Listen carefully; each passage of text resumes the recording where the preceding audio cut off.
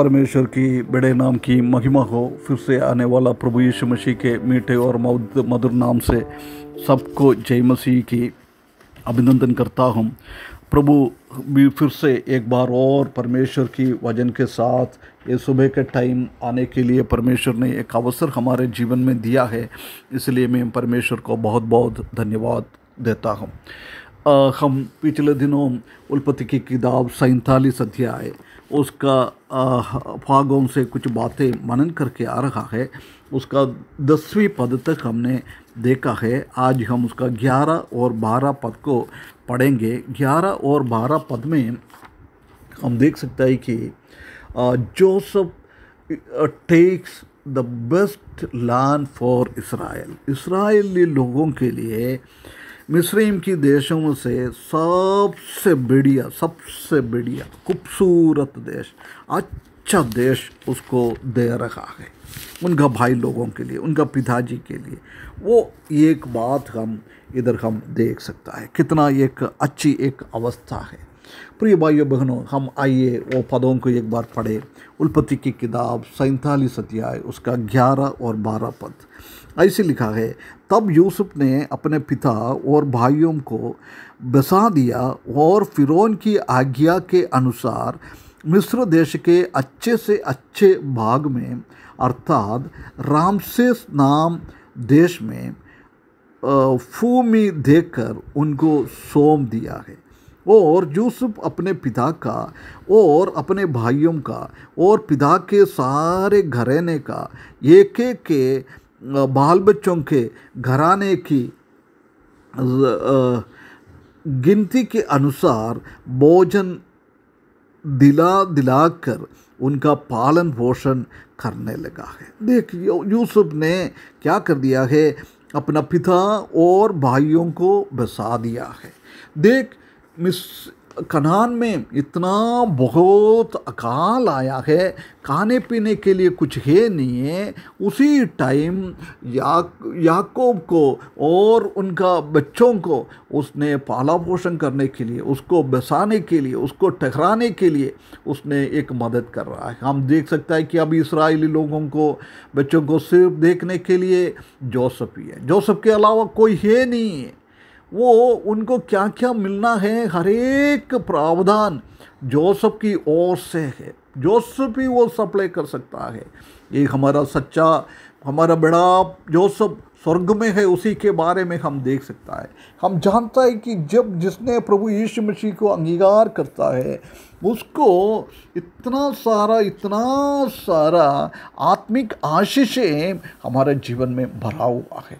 हमको आज इस दुनिया में भी परमेश्वर संभाल रहा है। आने वाला हमारा मृत्यु के बाद में भी, ये दुनिया खत्म हो जाएगा, उसके बाद में भी हमको संभालने वाला एक प्रभु स्वर्ग में है। स्वर्ग में भंडार में कोई भी चीज़ का कमी नहीं है, ये बात को हम देख सकता है।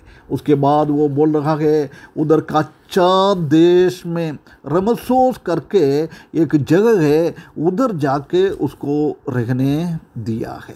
वो भी किसका अनुसार? फिरौन की आज्ञा के अनुसार। ये जोसेफ मिस्री में इतना ऊंचा पोजीशन में, चाहिए तो जोसेफ को अपना मर्जी से ये कोई भी देश उसको दे सकता था, फिर वो कोई भी कुछ भी नहीं बोलता था।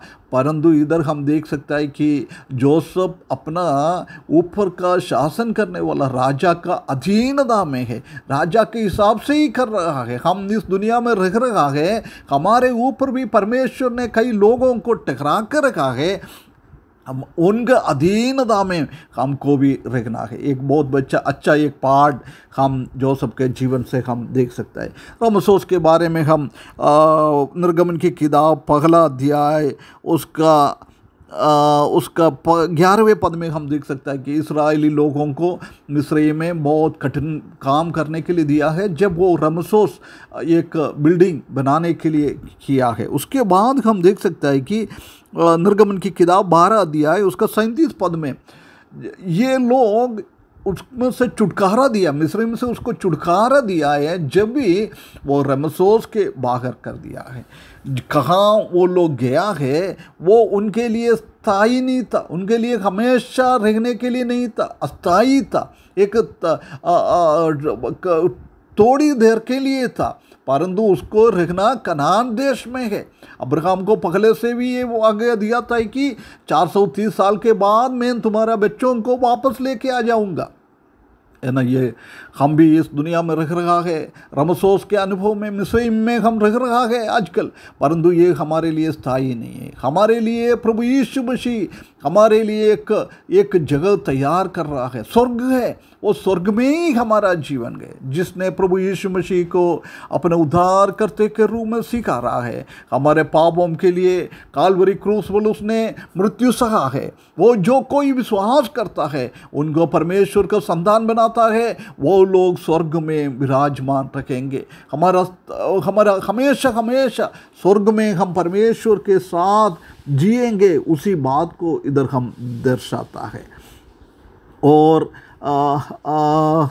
भूमि देकर उनको सौंप दिया है, उनको दे दिया है। कितना एक बहुत बड़ी बात है। 12वें पद में हम देख सकता है कि और यूसुफ अपने पिता का और अपने भाइयों का और पिता के सारे घराने का एक एक को, बाल बच्चों को घराने की गिनती के अनुसार भोजन दिला दिला कर उनका पालन पोषण करने लगा। देख, उनको एक एक बच्चों को कितना खाना पीने के लिए चाहिए, हर एक चीज़ यूसुफ ने फ्री में उन लोगों को दिया है। कितना एक बहुत बड़ी बात है। हम जानता है कि यूसुफ ऐसा करने के लिए उसका कोई ये नहीं था, परंतु हम देख सकता है कि यूसुफ के विरुद्ध में उन लोगों ने काम किया है, परंतु उसने वो दुश्मनी नहीं देखा है, उन लोगों के लिए अच्छा काम किया है।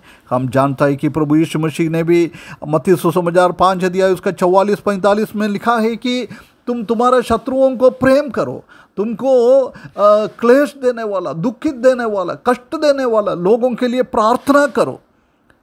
ये परमेश्वर हमसे चाहता है। प्रिय भाइयों बहनों, ऐसा हम दूसरों को देखने के लिए। और 7 अध्याय उसका 12वें पद में लिखा है, कैसे तुमको दूसरा लोग कुछ करना चाहता है ऐसा तुम भी उनको करें।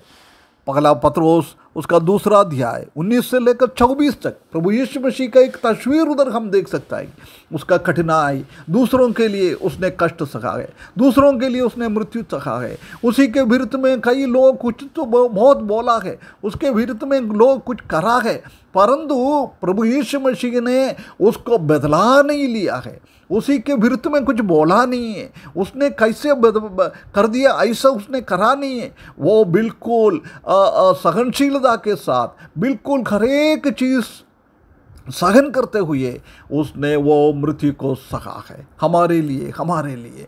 देख, ये स्वभाव हमारे जीवन में होना चाहिए। प्रिय भाइयों बहनों, हम अच्छाई यूसुफ को हम देखें। हम इस दुनिया में स्थायी नहीं हैं, ये दुनिया हमारे लिए नहीं है, हम स्वर्ग की ओर जाना है। उसकी ओर देखते हुए यूसुफ के जैसी दूसरों के अधीनता में रखते हुए इस दुनिया में जीवन बिताने के लिए, लोगों को भलाई करते हुए, दुश्मनों को भी प्रेम करते हुए, हमको क्लेश देने वालों के लिए प्रार्थना करते हुए एक मसीही जीवन, अच्छा जीवन बिताने के लिए वचन के द्वारा परमेश्वर हमको सहायता करे। उसके बड़े नाम की महिमा हो।